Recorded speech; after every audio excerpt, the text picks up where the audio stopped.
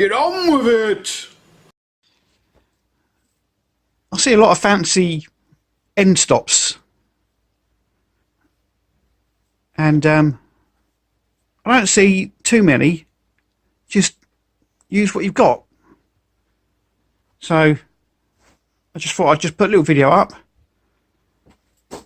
of why do you need a fancy end stop when simply the clamps you've probably got do perfectly well. Slide it in, and I've got two clamps because sometimes I'm doing left and right hand brackets, so easy peasy, simple to set up, job done. They're not going to move anywhere. What do you think?